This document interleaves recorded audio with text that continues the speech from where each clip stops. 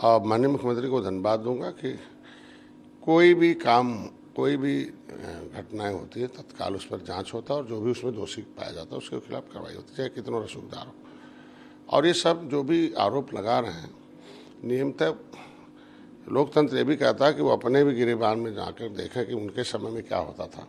और हमारे समय में क्या हो रहा है। और आज हमारे उस जो अपराध मुक्त और भय मुक्त जो वातावरण है उसमें कुछ छुटपुट जरूर ऐसी घटनाएं होती हैं और उस पर हम लोग रोक लगाने का प्रयास कर रहे हैं। और उस माहौल जो हम लोगों ने प्रदेश का खड़ा किया है उसके वजह से ग्लोबल इन्वेस्टर समिट और आज के देश में हम लोग जो उत्तर प्रदेश को सर्वोत्तम बनाने में आगे आ रहे हैं उस पर हम लोग काम कर रहे हैं और ऐसी जो घटनाएं होंगी उस पर रोक लगाया जाएगा। सर, स्वामी प्रसाद मौर्य ने आज ट्वीट किया, उन्होंने लिखा है कि नारी शूद्रो ना धियताम, यानी नारी और शूद्र को पढ़ने का अधिकार नहीं है। आगे उन्होंने यह भी लिखा है कि शिक्षा का अधिकार फूले साहू जी महाराज और अंबेडकर के प्रयासों से संविधान में मिला।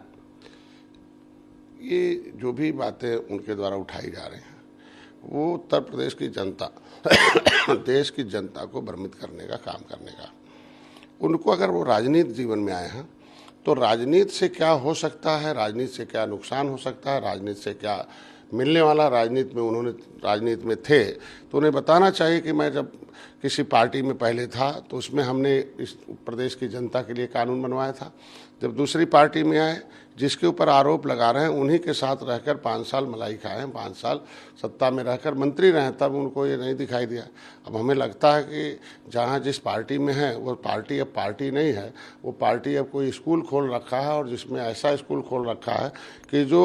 बिना किसी PhD की डिग्री लेकर, बिना किसी रिसर्च के ही डिग्री लेकर वो ऐसी इस तरीके का कर रहे हैं। उसका जवाब जो उन्होंने पहले दिया था उसका जवाब माननीय मुख्यमंत्री जी ने कल आपने देखा होगा कि उसको बहुत बेहतर ढंग से कि किस रूप में वो चौपाई आई थी जो इनको जिक्र किया था रामायण में, उसका जवाब सदन में दे दिया और सदन में सारे लोगों ने सहमत रहा और विपक्ष के पास कोई आवाज़ नहीं था कि उस शब्द का विरोध कर लें। उसी तरीके से इसका भी समय आने पर जवाब दे दिया जाएगा जो प्लेटफार्म आएगा, लेकिन ये जनता का भटकाने का काम बंद कर दें। सर, लगातार रामचरितमानस की किसी न किसी चौपाई को लेकर या फिर हिंदू की जो धार्मिक ग्रंथें हैं उनमें से चौपाइयों को उठाकर इस तरह के बयान लगातार, ये भी इन लोगों से, अधर्मियों से पूछना चाहिए कि ये हमारा जो इतिहास था निषाद राज का, भगवान राम का, उसको क्यों छुपाया गया इतना। 37 बरस पहले खुदाई हुई,